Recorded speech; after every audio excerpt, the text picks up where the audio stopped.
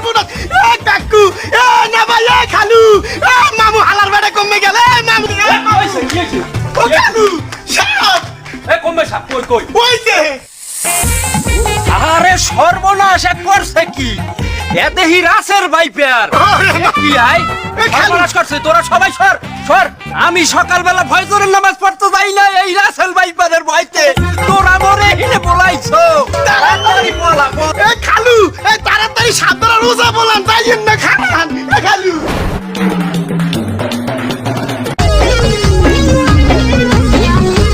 কমবে কমবে ওই যে ভাই ওই নি সাপ সর্বনাশ হ্যাঁ এই লাড়ি দেন লাড়ি দেন লাড়ি দেন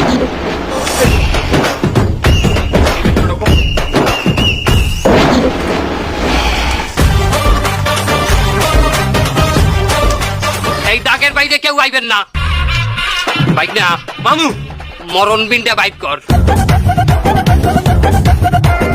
মামু আমি বাজাই আরে তুই পারবি না একসাথে বাজাই তুই আমি একসাথে আমি পারমু মামু আমি হিকছি আমি দেখনি তুই যা পারো ওটা বাড়তে বই আমার হুনাইস আমি নিটানটাই হুনমু এরাই একসাথে বাজাই তুইবে নাইলে মুখ দিয়ে রক্ত উঠতে মরবি আর রক্ত উঠবে না মামু আপনি দেখেন আমি একসাথে বাজাই আপনি একটু দেন বাজা একসাথে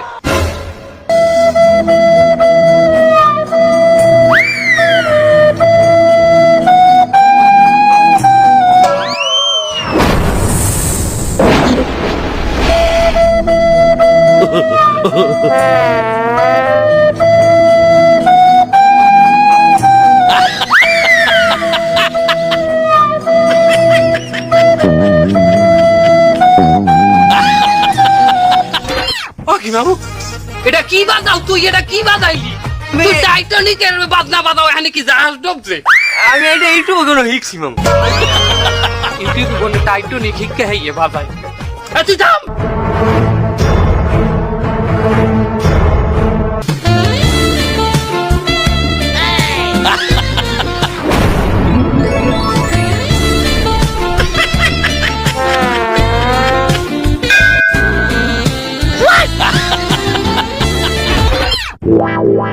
কি বাজান না রোমান্টিক পিন বাজাইতে আছে ওই যা নরা কি আরে দে দে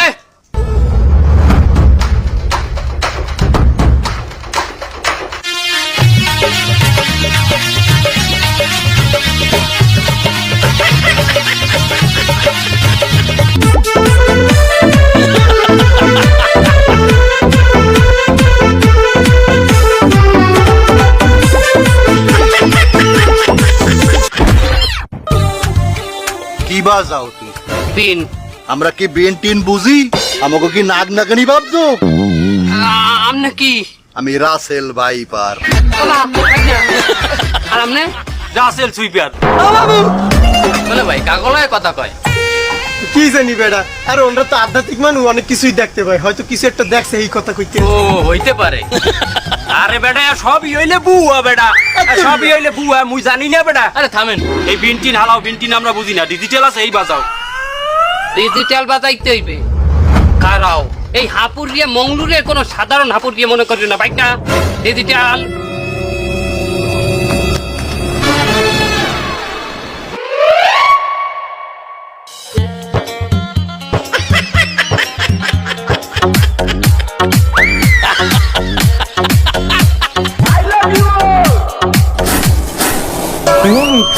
কামড় শুরু করছে পলান পলান সুপ্রিয় দর্শক মন্ডলী সারা দেশের মানুষ আর ঠিক মতো নাতি হচ্ছে না খাদি পাচ্ছে না শুধু পাচ্ছে না তাদের ভিতরে ছড়িয়ে পড়েছে আতঙ্ক কি সেই আতঙ্ক সেই আতঙ্কের নাম হচ্ছে রাসেল ভাইপার শেষ খবর পাওয়া পর্যন্ত রাসেল ভাইপার ঢাকায় অবস্থান করছে এই না না না না আপডেট নিউজ আছে রাসেল ভাইপার এখন অবস্থান করছে পদ্মা সেতুতে কিছুক্ষণ বাদেই পদ্মা সেতু পার হয়ে এসে ঢাকার উদ্দেশ্যে রওনা দেবে আপনারা সবাই সাবধান থাকুন নিরাপদ থাকুন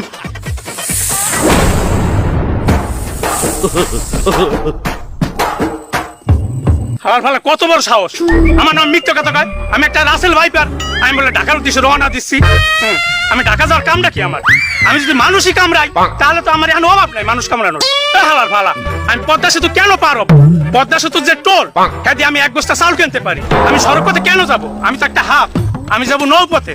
আমি যে কোনো সময় বুড়িগঙ্গা দিয়ে ঢুকতে পারি। মানুষের সতর্ক না করে আতঙ্ক বানাচ্ছে।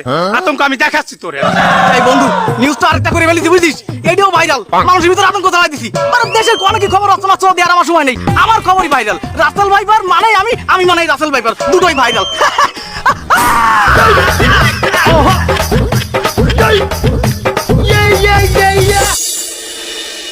মেয়া কি হাপে কামড়াইছে আপনি হাফ দেখছেন? না আমি হাফ দেই না, হ্যাঁ আমার সামনে বুধাই পথে আসুক ফিডেই পথে, এরপর তো আমি লইয়েছি আপনি গোবো লাগিয়ে। এটা কঠিন হাপ। এ হাপের বিষ উঠাইতে অনেক সমস্যা, আমার নিজেরও সমস্যা হয়ে যাবে এনে। আরে ফির তো এক সাপের বিষ উঠাইতে যাইয়া মামু মরণ দেয় লইলে। হ্যাঁ কেমনে? মামু তো ওই সাপের বিষটা কামড়াই উঠাইছে, তার আরে মামুর ডায়রিয়া হয়েছিল। কি বিষের বিন? ওরে না, মামু যে পাও দিয়ে কামড়াই যে সাপের বিষটা উঠাইছে, ওই লোকের পায়ে আনলে গোবর এতে গুলাই কাম করতে, তার মামু ওই বিষটা উঠাইছে কামড়াই গোবর উঠেছে। লাফির কাম এত বর্ণে না তোকে দিতে বলি নাই। এই কর বিষ লামাইতে দড়ি বাইর কর। এই দড়ি মামু, দড়ি বান। পার আডু হইতে গিরা তোমায় পেঁচাইতে টাইট করিয়া রক্ত নিগড়াইয়া পায়ের মাথায় যে ফুটো করি বাইর করমু। ব্যথা মামু নীল হয়ে গেছে ঠ্যাং। বেটা হাও তো বিশ্লামে না কেন ধরে না তো মামু হাও। এদিকে তো পাও তো নীল হয়ে গেছে, আর একটু টাইট দিলে তো পাও এককালে ছিটকে যাইবে মামু। বেটা বিষ তো বাই যায় না, তারে এখন কি হরমু? রশি ছাড় কি হরমু? কঠিন হাপ। মামু এক কাম করেন, এই যে সাপে কামড়াইছে আরে বলান ওই আর বিষ নিজে লই যাও। বলান দিলেই আইবে, হাপ তো তোমার দুলা ভাই।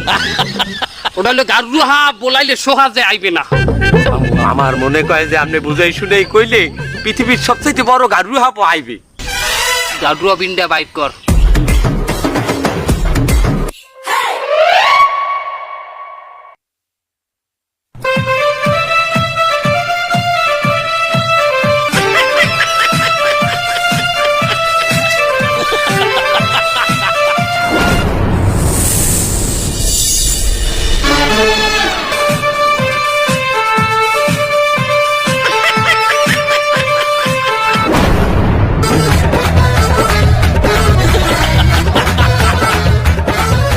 বিশুডা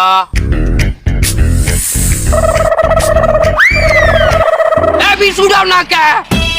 আমি বিশুরম কেন? আমি কামড়াইছি? কেটা কামড়াইছে? দেখো না, এটা 14টা দাঁতের কামড়। এতে কুত্তা কামড়াইছে।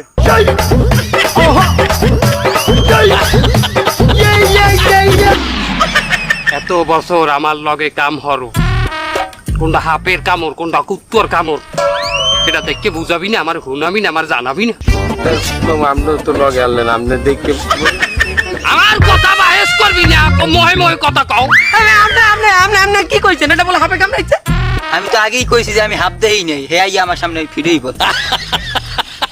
তা তুই আনে বিষ উঠাবি না, কুত্তায় কামড়াইছে, তুই আইছো কেন? আমি আইছি কেন? দিন বাজান মারাইছো কি লেগে তোমরা? এর লেগে তো আইছি আমি। তুই কেডা? আমি রাসেল ভাইপার। তাই না, তুমি আনে আইছো কেন? আমি আইছি আমার দোষের রাইতে। একটা পিঁপড়া কামড়াই দিল তো রাসেল ভাইপার দোষ পড়ে, আর আমরা তখন ভাইরাল হয়ে গেছি। অন্য কেউ কামড়াইলে হাও দোষ আমাদের পরে। আর আমরা আইছি একটু ইন্ডিয়া থেকে ঘুরতে, আমরা কেউ কামড়াই আমাকে ডাকো কেন? তা তুমি বিদায় করো তো, তুমি যাও। চলে যাম মানে? আমি চলে যাবো? আমি একটার কামড়াই যাবো, আমার মেজাজ গরম করে দিছিস কিন্তু। সমস্যাটা আমরা করি নাই, আমাকে অয় বলাইছে। এটা অয় কয় দোষ করছে না? তোরে শেষ।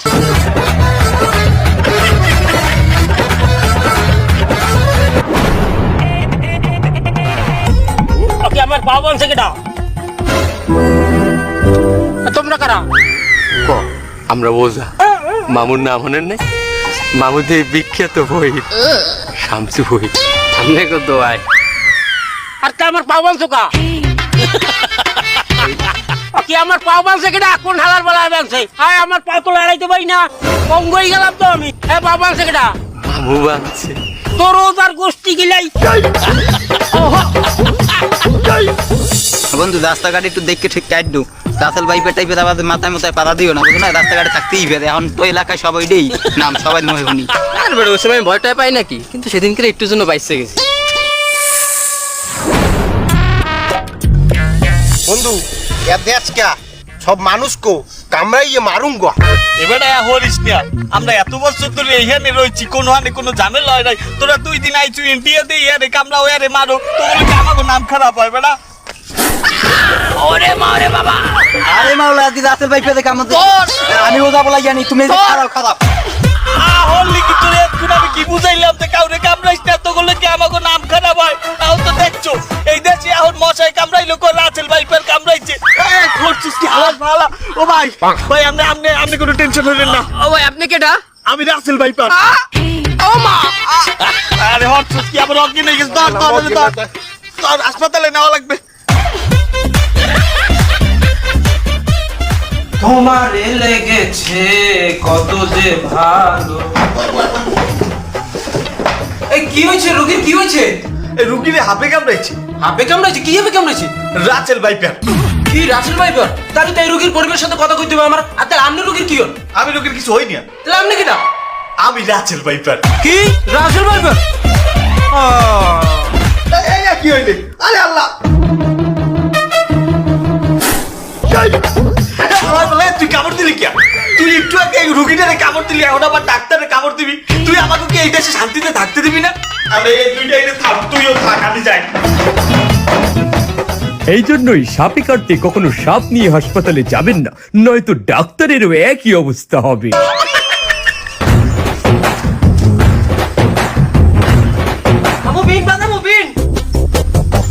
আগুনে সুই পোড়া দাও আর দড়ি লইয়া পাও গিদেই তুইবে।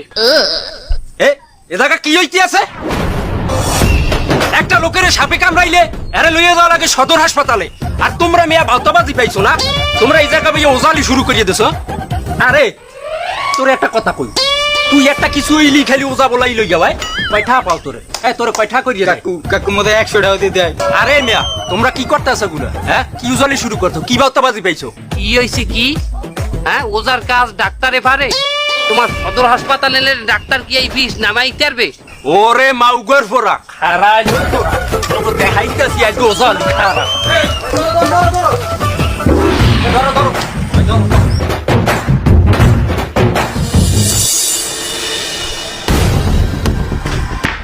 আপনাদের রোগীকে কবে সাপে কামড়াইছে? স্যার 2 দিন আগে কামড়াইছে স্যার। 2 দিন আগে সাপে কামড়াইছে, আর আপনারা আজকে নিয়ে আসছেন? কি করছেন এই 2 দিন? স্যার ওই আমাদের কিছু গ্রামের লোক আছে, এদেরকে সাপে কামড়ালে, কুকুরে কামড়ালে এই ওজা বদ্ধ এগুলোর নিয়েই সবাই ব্যস্ত থাকে স্যার। আপনারা তো অনেক দেরি করে ফেলছেন, রোগী তো মারা গেছে। কি বলেন স্যার? এই তোর জন্যই যত সবকিছু। তুই এই ওজা নিয়ে বদ্ধ নিয়ে ব্যস্ত থাকি আজকে আমাদের রোগীটার এই পরিণতি হইল। আপনারা যদি সময় মতো রোগীকে দ্রুত হাসপাতালে নিয়ে আসতেন আর সময় মতো যদি অ্যান্টিভেনাম দিতে পারতাম, তাহলে হয়তো রোগীকে আমরা বাঁচাতে পারতাম। এই তোর বুদ্ধিতে যদি ওজা কবিরাজের কাছে না নিয়ে যদি সময় মতো আমরা ডাক্তারের কাছে নিয়ে আসতাম, তাহলে আল্লাহ হয়তো এই রোগীটাকে আজকে আমাদের মাঝে বাঁচাইয়ে রাখতে পারত। আমি বুঝতে পারিনি আমার এত বড় একটা ভুল হয়ে গেছে। স্যার এই সকল বিষাক্ত সাপ থেকে আমরা কিভাবে নিরাপদ থাকতে পারি? এই সমস্ত বিষাক্ত সাপ থেকে আমাদের বাঁচার জন্য সর্বপ্রথম আমাদের সচেতন হতে হবে। আমাদের বসত বাড়ির আশেপাশে আঙিনা, উঠান সব জায়গা পরিষ্কার পরিচ্ছন্ন রাখতে হবে। বিভিন্ন ঝোপঝাড় যেগুলো আছে এগুলো পরিষ্কার করে ফেলতে হবে। আমাদের বাচ্চা কাচ্চারা যারা ছোট, এদেরকে সবসময় চোখে চোখে রাখতে হবে, এরা যেন ঝোপঝাড়ে জঙ্গলে না যায়।